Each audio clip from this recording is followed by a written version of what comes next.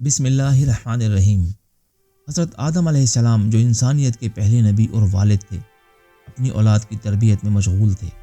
انہوں نے اللہ کے حکم سے اپنے دونوں بیٹوں حابیل اور قابیل کو ایک خاص امتحان کا سامنا کرنے کو کہا۔ یہ ایک آزمائش تھی کہ کون اللہ کی رضا کے لیے زیادہ خلوص اور تقوی کے ساتھ عمل کرتا ہے۔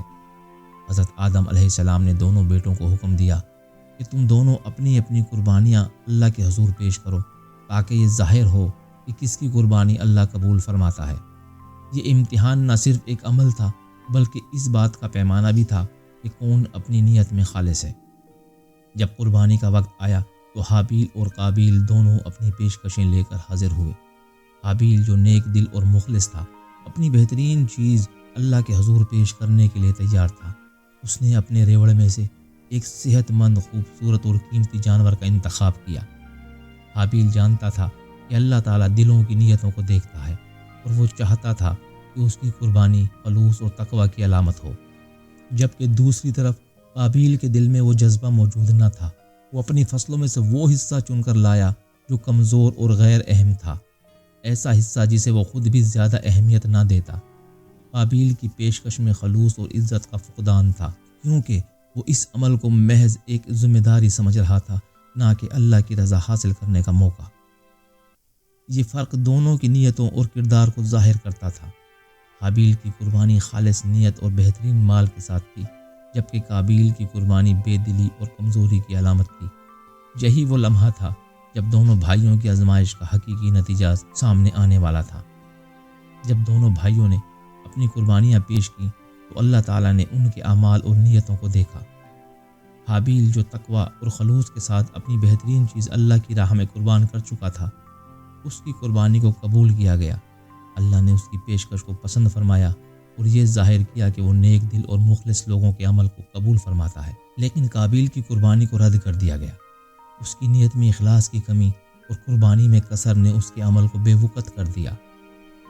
یہ رد صرف ایک عمل کا انکار نہ تھا، بلکہ قابیل کی اندرونی کیفیت اور رویے کی بھی نشاندہی تھی۔ قربانی کے اس نتیجے نے دونوں بھائیوں کے دلوں پر گہرا اثر چھوڑا۔ حابیل اللہ کی رضا سے خوش اور مطمئن تھا، جبکہ قابیل کا دل حسد اور غصے سے بھر گیا۔ یہ وہ لمحہ تھا جب قابیل کے دل میں نفرت نے جگہ بنائی، جو ایک المیہ کی طرف لے جانے والی تھی۔ قربانی کے نتیجے نے قابیل کے دل میں آگ لگا دی۔ وہ حسد اور غصے میں بھر گیا، کیونکہ وہ یہ برداشت نہیں کر سکا کہ اللہ نے حابیل کی قربانی کو قبول کیا اور اس کی قربانی کو رد کر دیا۔ قابیل کے دل میں بھائی کے لیے نفرت اور دشمنی پیدا ہو گئی، حالانکہ حابیل نے کسی قسم کی برتری یا فخر کا اظہار نہیں کیا تھا۔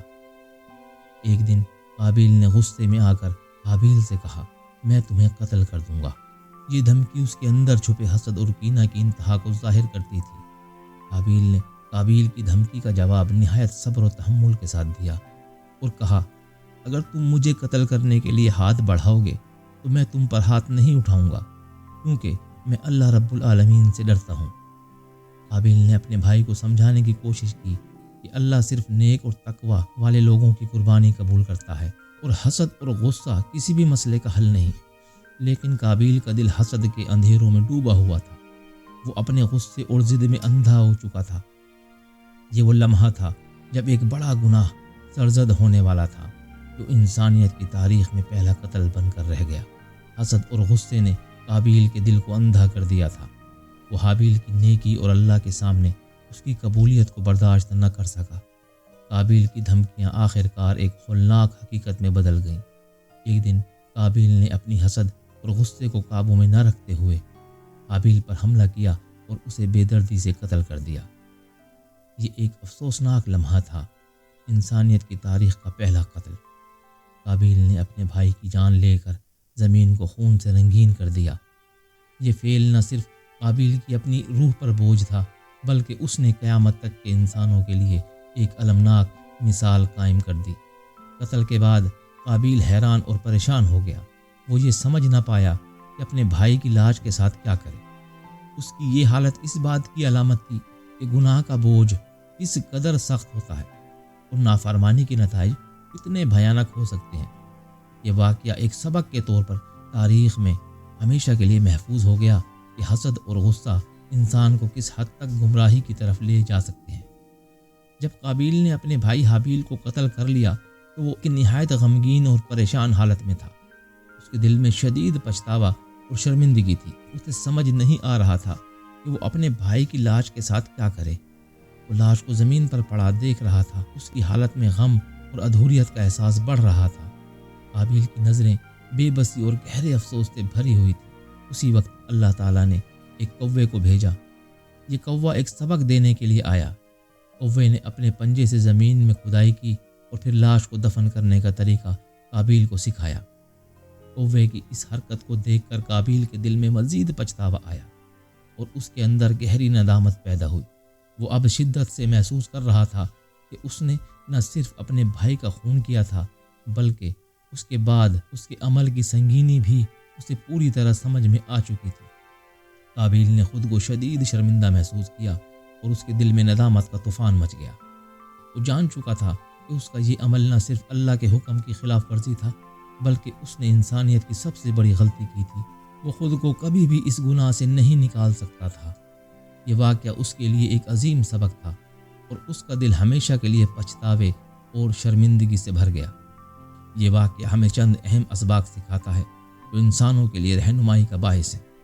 قابیل کا حسد اور غصہ اس کے لیے دنیا اور آخرت میں نقصان کا باعث بن گیا۔ اس نے اللہ کے حکم کی خلاف ورزی کرتے ہوئے اپنے بھائی کو قتل کر دیا، جس کا نتیجہ نہ صرف اس کی دنیا میں بے سکونی اور پچھتاوے کی صورت میں نکلا بلکہ اس کا یہ عمل قیامت تک کے لیے ایک عبرت بن گیا۔ حسد اور غصہ انسان کو نہ صرف اخلاقی طور پر کمزور کرتے ہیں بلکہ اللہ کے راستے سے ہٹا کر گناہ کی طرف لے جاتے ہیں، جس کے نتائج تباہ کن ہوتے ہیں۔ حابیل کی قربانی اس بات کی علامت تھی کہ اللہ کی رضا کے لیے قربانی میں خلوص اور نیت کی اہمیت ہے۔ حابیل نے اپنی بہترین چیز اللہ کی رضا کے لیے پیش کی اور اس کی قربانی قبول ہوئی۔ اللہ کی نظر میں عمل کی حقیقت اس کی نیت اور خلوص میں چھپی ہوتی ہے اور یہی وہ عنصر ہے جو اللہ کے نزدیک قبولیت کا باعث بنتا ہے۔ قربانی صرف جسمانی عمل نہیں بلکہ دل کی حالت اور نیت کی پختگی ہے۔ جبکہ قابیل کا فعل قیامت تک کے لیے ایک عبرت بن گیا۔ اس کا گناہ نہ صرف اسے دنیا میں عذاب کا شکار بناتا ہے بلکہ اس کی مثال تمام انسانوں کے لیے ایک نشان عبرت ہے۔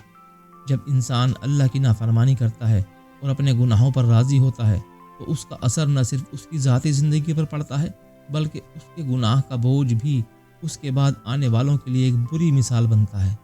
اس واقعے نے اس بات کو ثابت کیا کہ گناہ کا اثر طویل مدت تک جاری رہ سکتا ہے اور اس کا انجام بہت بھیانک ہو سکتا ہے۔ حابیل کا کردار نیکی اور تقوی کی علامت ہے۔ جب قابیل نے اسے قتل کرنے کی دھمکی دی تو حابیل نے صبر، برداشت اور اللہ کی رضا کے راستے کو اختیار کیا۔ اس نے اپنے بھائی کے خلاف انتقام نہیں لیا بلکہ اللہ پر بھروسہ رکھا اور اپنی نیت کو صحیح رکھا۔ حابیل نے قربانی کے عمل میں بھی اللہ کی رضا کو مقدم رکھا۔ اس کا کردار ہمیں یہ سکھاتا ہے کہ اللہ کی رضا اور تقوی کے راستے پر چلنا ہی انسانیت کی کامیابی کا راز ہے اور صبر اور تحمل سے کسی بھی آزمائش کا مقابلہ کیا جا سکتا ہے۔